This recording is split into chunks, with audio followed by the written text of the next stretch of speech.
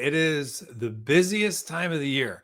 In this video, I'm going to share with you some tips for maximizing your Q4 selling experience. My name is Kevin Sanderson from My Amazon Guy, and I am the marketing and partnerships guy here. In addition to that, I've also been selling on Amazon for 10 years. This will be my 11th Q4, which is hard to believe, but it is definitely a different animal than the rest of the year. Unless, of course, you're selling things that are, back to school or beach related or, some other seasonality. But for most products, especially if they're giftable, Q4 is where it's at. So we're going to be sharing with you some tips for maximizing that. So we have a blog post that I recommend checking out on our website, which I'm going to go ahead and bring up to my screen here, where we share with you some tips. We'll have the link down below. So this has a few dates. Now, I think we all know Q4 is October, November, December. Now, all of Q4 is not equal. So really what it comes down to is October might just for a lot of sellers be just like September or May or March. It might be just like any other month out of the year. November is a whole different animal, and you definitely want to make sure that you are prepared for it. Things will pick up at the end of the month, and things will also be a little different. When I say they'll be a little bit different, because there's a lot more window shoppers. So kind of like right before Prime Day, you get a lot of window shoppers. You're going to have the same thing happen to you right before Black Friday. And then also things just take off like a rocket after Black Friday, Cyber Monday, pretty much until mid-December to almost a week away from Christmas Eve is what I have generally found. So this is our timeline of some key dates for Q4 to remember. Now we're past some of these first original ones. Amazon Accelerate. If you're at Amazon Accelerate, hopefully you said hi to Noah Wickham, our VP of Sales and Marketing. Noah was there. So hopefully you got a chance to say hi if you were attending. If you were not, that's totally okay. But just check out some of these other dates to keep in mind what all is going on these other dates. Now, what's not on here is October 7th and 8th is going to be the Prime deal dates. I think it's going to be somewhat of a dud, so I wouldn't worry too much about it. It's generally the fall Prime Day does not do as well as the July Prime Day, which has traditionally always been when Prime Day is held, but they've been adding a fall one the last few years. So I wouldn't focus too much on that. Now, this is the key date here is Thanksgiving is the 27th of November. And Black Friday is the 28th. So we have a later Thanksgiving. So what that means is Christmas Eve is always December 24th. Christmas is always December 25th. So that means we have a shorter window compared to if it was the 22nd or 23rd, where we have a shorter window to sell. But that's okay. We'll deal with it. And then we have Cyber Monday. Now, a lot of times people talk about Black Friday, Cyber Monday is like it's the end all be all. It's where you're going to make all your sales. I tend to find it's really more this last minute spike in December, like mid-December. That's when you're going to make a lot of your sales. I would say here is where sometimes what happens is people will buy products here.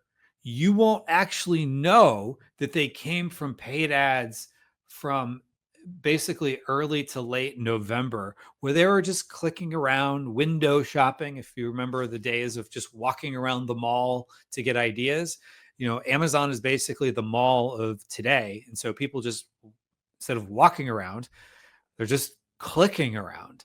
And most customers have no idea if they're clicking a sponsored link or an organic link, or they probably don't even necessarily care. I don't know. Most of us, if we see a product we're interested in, we don't look to see, is there an organic placement? So I don't charge the seller, which generally speaking, if we just we just click on it. Now, people sometimes add it to lists. They add it to cart to buy later. They put it on a save for later. So they may not buy what they're clicking here until later. And that will not show up in your Amazon attribution for like most of the reports you're looking at. So just keep that in mind. But this is when you're going to have a huge spike. I tend to find I have a huge spike of purchases because if you want to buy something and you don't want it to get there after Christmas, you better start buying now when you've only got about a week left before Christmas Eve. So this is where it really takes off. So really keep in mind, it's not Black Friday, Cyber Monday. It's this time period right here. I love how we called this Panic Saturday, because this is when, people are really looking at, can I get this on time? So the way you can optimize for this Panic Saturday is the earlier you get inventory in, the better. So that you don't end up with, like, you ship stuff in mid-November, which I would recommend you do. It's better to have it in stock than not in stock and miss out. But your conversions will not do as well because people are, more than probably any other time of the year, actually looking at the ship dates. Like, will it arrive in time?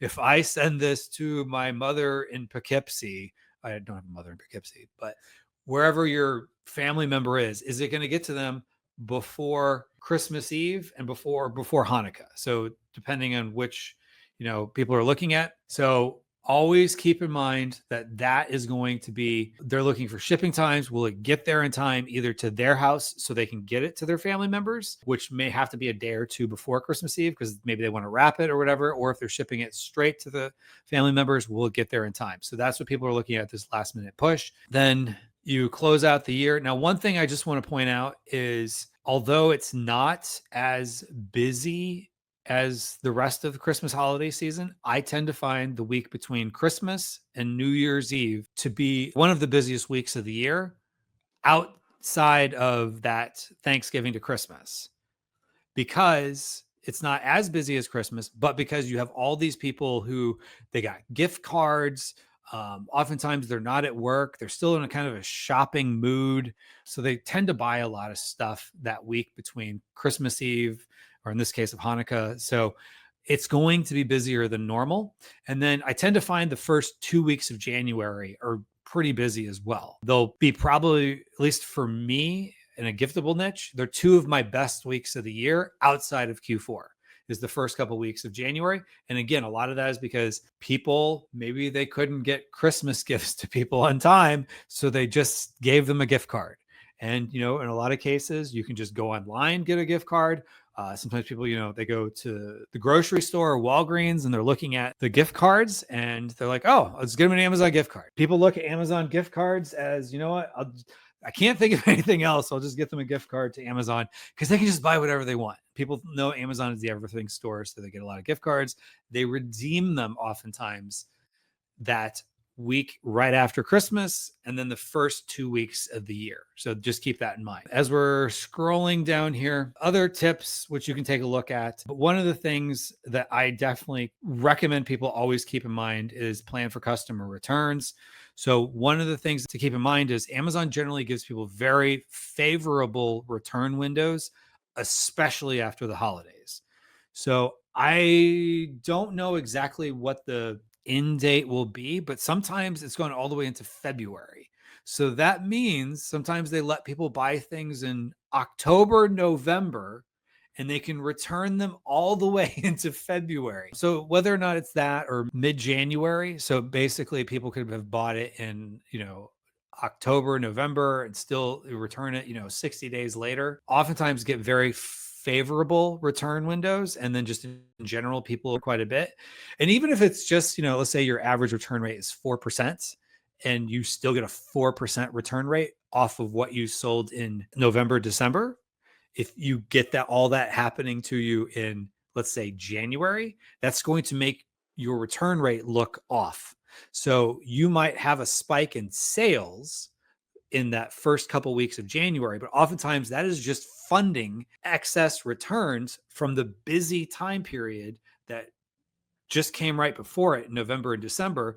And so all those November, December returns are happening in January. So just keep that in mind. So it kind of starts to equal itself out. So we'll have a link to that blog post down below. But the other thing I just want to also share with you is I highly recommend really keeping tabs on your pricing as well as your PPC ad costs right before Black Friday, Cyber Monday, because there's a lot of people looking around.